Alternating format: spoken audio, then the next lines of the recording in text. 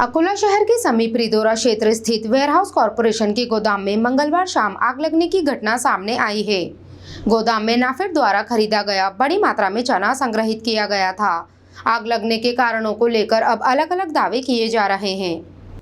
अकोला शहर के पास रिधोरा स्थित warehouse corporation के गोदाम में मंगलवार शाम अचानक आग लगने से इलाके में हलचल मच गई।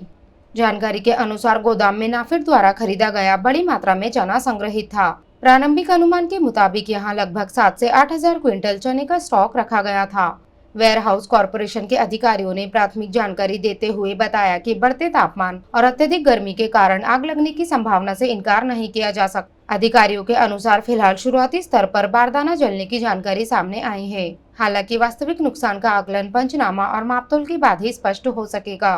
वहीं दूसरी ओर रिधोरा के पुलिस पाटिल सुजय देशमुख ने इस मामले में अलग आशंका जताई है। उनका कहना है कि संबंधित गोदाम में विद्युत आपूर्ति नहीं होनी चाहिए थी, लेकिन वहां बिजली कनेक्शन मौजूद था। ऐसे में शॉर्ट सर्किट के कारण आग लगने की संभावना हो सकती है। फिलहाल संबंधित विभाग और प्रशासन मामले की जांच में जुटे हुए हैं और आग लगने के वास्तविक कारणों का पता लगाने का प्रयास किया जा रहा है।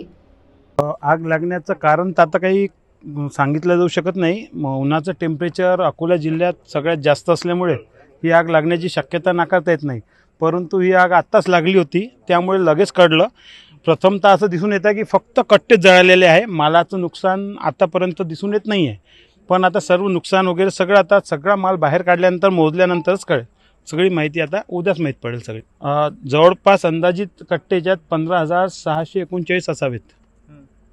सॉरी 16,000, माझा मोबाईल ॲक्च्युअली स्विच ऑफ झाला आहे, तरी 15 ते 16,000च्या दरम्यान कट्टे होते यामध्ये।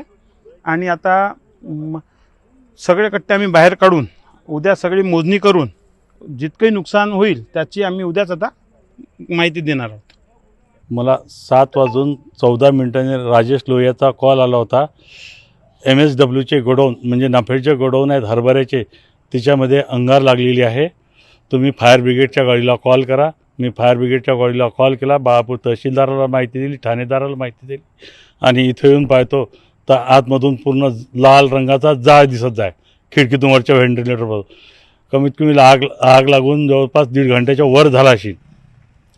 तरी याच्या आधी पण 21 एप्रिलला याच परिसरामध्ये आग लागली होती, तेव्हाही मी प्रश्नचिन्ह उपस्थित केले होते।